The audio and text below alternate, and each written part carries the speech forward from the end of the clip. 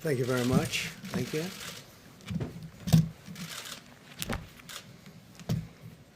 Good evening. I'd like to provide the American people with an update on our efforts to protect the integrity of our very important 2020 election. If you count the legal votes, I easily win. If you count the illegal votes, they can try to steal the election from us. If you count the votes that came in late, we're looking at them very strongly, but a lot of votes came in late. I've already decisively won many critical states, including massive victories in Florida, Iowa, Indiana, Ohio. To name just a few, we won these and many other victories despite historic election interference from big media, big money, and big tech. As everybody saw, we won by historic numbers. And the pollsters got it knowingly wrong. They got it knowingly wrong. We had polls that were so ridiculous, and everybody knew it at the time. There was no blue wave that they predicted. They thought there was going to be a big blue wave. That was false. That was done for suppression reasons. But instead, there was a big red wave. And it's been properly acknowledged, actually, by the media. They were, I think, very impressed. But that was after the fact. That doesn't do us any good. We kept the Senate despite having twice as many seats to defend as Democrats, and in a really much more competitive states. We did a fantastic job with the Senate. I think we're very proud of what's happened there. We had many more seats to defend. They spent almost $200 million on Senate races in South Carolina and Kentucky alone, 2 races, and hundreds of millions of dollars overall against us. At the national level, our opponents' major donors were Wall Street bankers and special interests. Our major donors were police officers, farmers, everyday citizens. Yet for the first time ever, we lost 0 races in the House. I was talking to Kevin McCarthy today. He said he couldn't believe it.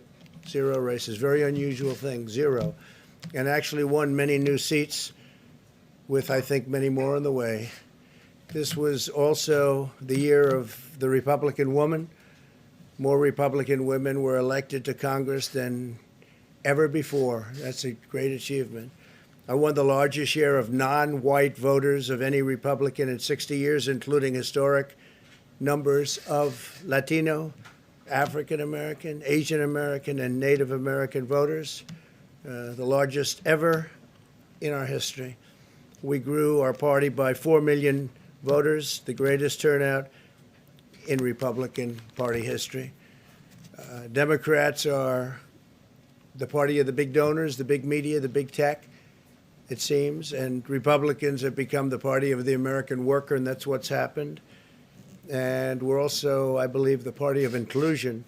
As everyone now recognizes, media polling was election interference in the truest sense of that word, by powerful special interests.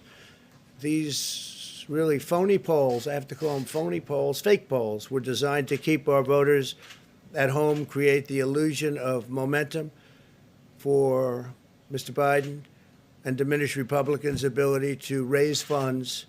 They were what's called suppression polls. Everyone knows that now. And it's never been used to the extent that it's been used on this last election. To highlight just a few examples, the day before election, Quinnipiac, which was wrong on every occasion that I know of, had Joe Biden up by 5 points in Florida, and they were off by 8.4 points, and I won Florida easily.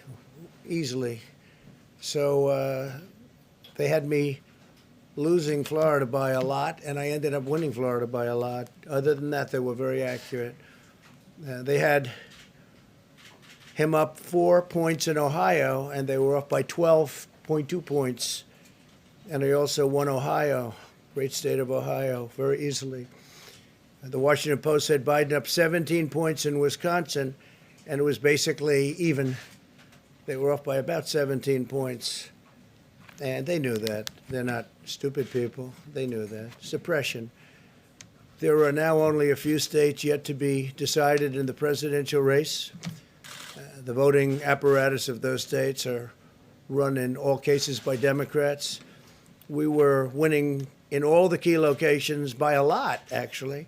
And then our numbers started miraculously getting whittled away in secret, and they wouldn't allow legally permissible observers. We went to court in a couple of instances, and we were able to get the observers put in. And when the observers got there, they wanted them 60, 70 feet away, 80 feet, 100 feet away, or outside the building to observe people inside the building.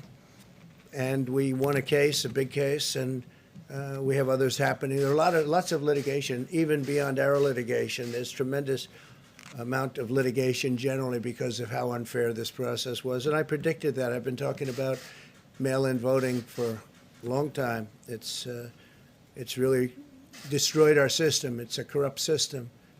And it makes people corrupt even if they aren't by nature.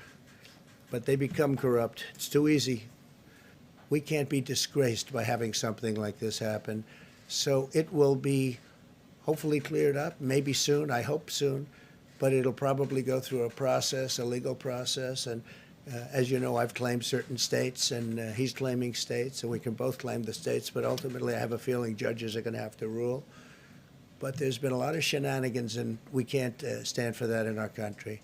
Thank you very much.